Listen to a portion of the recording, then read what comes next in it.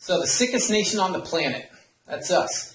I was reading somewhere about like the latest overweight and obesity statistics in the United States. And it's so alarming, like how we've gone from out of control to even being more out of control. I mean, it's something like now, like 70 to 75% of the population is considered overweight or obese. So, and for a nation that has all of like the solutions, we have all of the diets out there, plenty of diet books, and workout programs, and we've got, everything under the sun with Weight Watchers and Jenny Craig's and, the diet centers and then the gyms, state-of-the-art equipment. We got all the aerobics and cardio classes and workout equipment and whatnot.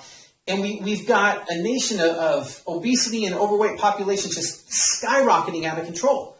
It's not getting any better.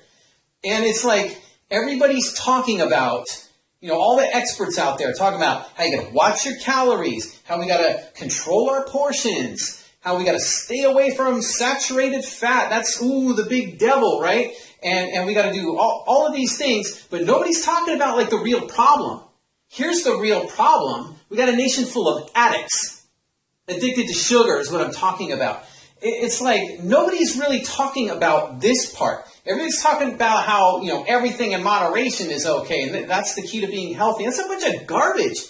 I mean, if you look at the sugar consumption in the 1700s was 4 pounds of sugar per person per year.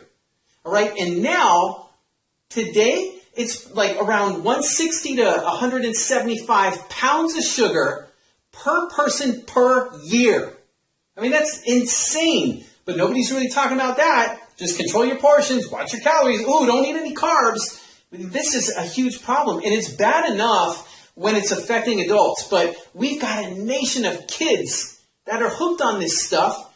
And, as parents, we got to be doing a better job with recognizing the signs, when our kids are addicted. But part of the problem, I think, is that as parents, we're not told. I mean, I hate to say it, but Kaiser Permanente is not going to tell you how to recognize sugar addiction, nobody's really talking about it. And a lot of times, like, we can't even recognize it in ourselves. So how are we going to recognize it in our kids?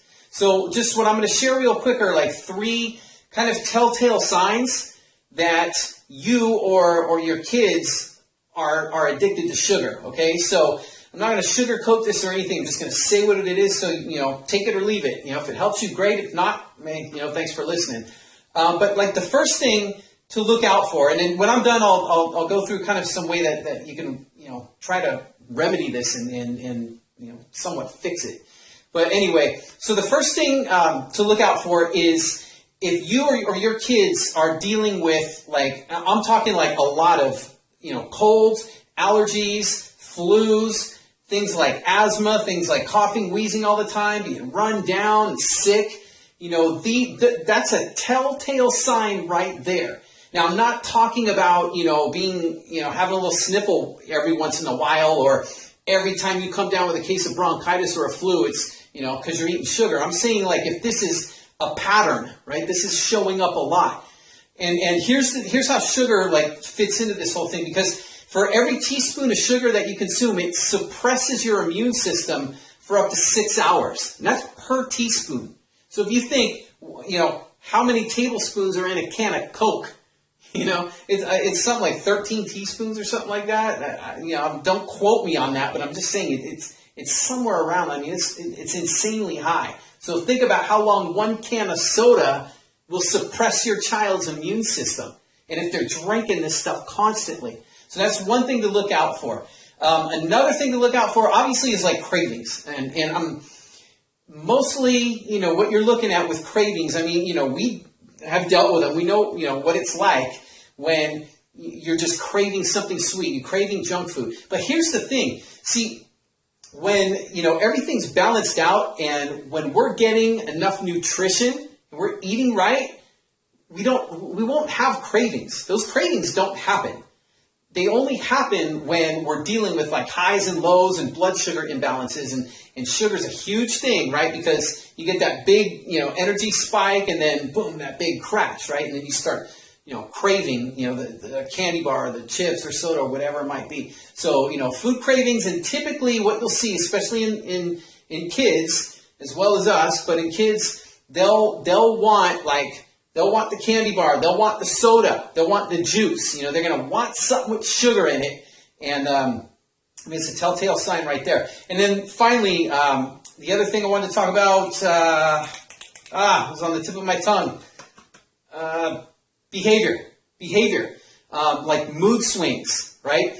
That's another huge telltale sign right there. If you've got look at things like ADHD. I mean, we've got a nation of kids with ADHD. Every doctor is diagnosing every other kid now that's got a little deficit in attention span, can't pay attention. They're a little hyperactive with ADHD. And I hate to say it, this stuff 15, 20 years ago was practically non-existent. It's ridiculous. And every doctor and pharmaceutical company wants to make sure that your kids are getting medicated first and they're being asked questions last about their diet. No one's asking what they're eating, in particularly sugar, because sugar it's a stimulant of the central nervous system. It stimulates the central nervous system to release cortisol, and it stimulates that whole process. And there's also, the high and low that goes with it. So you've got, this insulin release, where when you eat sugar, your body's got to release insulin to metabolize it and clear it out of the bloodstream. And then the problem is that by the time it's all cleared out, your brain doesn't recognize it until it's too late. The signal, it's a slow signal. So by the time your brain recognizes that, you're hungry and you get starving, that's where that kind of energy crash comes from. So if you see a lot of these highs and lows, things like irritability, things like, even I've had parents tell me I can't get rid of, all the junk out of the house because my kids they told me their kids will actually throw a tantrum and they won't eat anything else that they serve.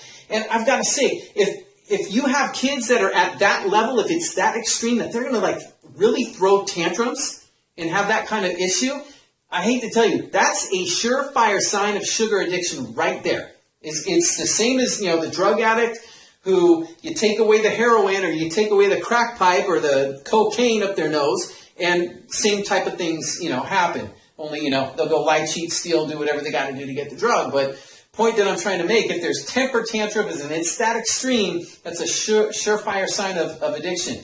So, and, the longer this goes on, then the more complex the issues can be. There's more behavioral problems and, things like depression, anxiety. There's things like even schizophrenia. All kinds of crazy stuff has been linked to sugar addiction. So it's a very real thing that's going on there. So, behavior problems, all those types of issues. Take a look at the diet, look at what they're eating, and, with your kids, and see if things start to match up. So now the question is, okay, I've got, signs here. What do I do about it if that's going on? Well, the one thing, and, I've told this to parents and everything, and, they're fighting me tooth and nail on it. And I think partly because if, most of the parents get honest, they're addicted to the stuff as well. So they don't want to get it out of the house because of the kids, right? But they're the ones reaching into the cupboards all the time when they're hungry and everything, snacking on the same kind of stuff. So it's kind of a double-edged sword.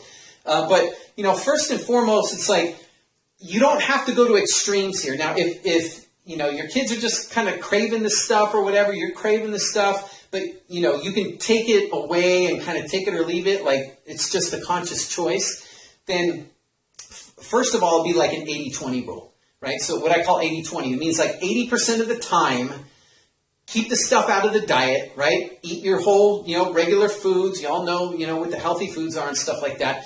The other 20% of the time, you can enjoy yourself. You can have a bit of it, and be okay with it. Now, if it's, the other thing too is, rule of thumb, never eat carbohydrates by themselves, right? So if your kids want to snack, make sure that you don't give them crackers, by themselves. Don't give them, fruit even though fruit's healthy, don't give it to them by itself. Serve every carbohydrate that's eaten should be eaten with some kind of protein or fat. So, and the reason why is because it ties up the insulin release, so the carbohydrate doesn't convert to sugar as fast in the blood, right? And then you avoid kind of the high and low energy spikes and dips and cravings and all that stuff. So make sure that you tie it up with a protein or fat. And then lastly, if it's an extreme case, like what I was talking about before, parents telling me their kids are throwing tantrums, their kids won't eat anything else that they serve. Well, first of all, guess what? Who does the shopping for the house, your kids or you? So if they don't have access to the foods in the house, sooner or later they're going to get hungry and they're going to eat no matter what. They're not going to starve to death. They're going to eat, and they'll eat what you serve them. But if it's an extreme case, I would say get all that sugar stuff out of the house. Get every bit of sugar out of the house at least for 28 days. That's what I found to be, in my experience, to be like the optimum amount of time for their bodies to kind of start functioning normally, for their taste buds to kind of get back into what real food tastes like, and to get enough nutrition in their body to stop the cravings. Now, it's not going to be easy on a 28-day. It's like a detox, The first week is going to be like crazy week, right? That's where, they're going to be throwing the tantrums. They're going to have the mood swings and all that stuff. And again, it's a sign of addiction. You got to just get the stuff out the house. They will make it through it. Make sure they're, eating some nutritious stuff, right, to keep their bodies, fueled and everything. But you got to get through that first week. After that, a lot of the cravings and mood swings and things like that will start to subside. All right. Now, even in that first week, you start to feel, and you might feel this too, that you're run down, you're feeling sick, like you're catching something. That's not a sign that you're depriving yourself and now you need to eat sugar. It's a sign of withdrawal. So it's even more important to just get through that time, get through that first week or so, and then, the rest of it will start to ease up. And then by the end of it, you're going to be shocked with how good you feel, how much more energy there is, how much more like the mood swings stop, and look at the behavior patterns, because I'm telling you, a lot of that stuff will fix itself out just simply by diet. So you don't need medications, like all the pharmaceutical companies want you to be a customer for life. You don't need to be taking all that stuff, because medications do not cure disease and they don't cure health problems. They're just managing symptoms. When we follow up, what I'm telling you here, you're not managing symptoms. You're tackling the root cause of the problem. So that being said, I know this has gone on long enough. Hopefully this video helps you out, and I'll be back again next time. And until then, take care.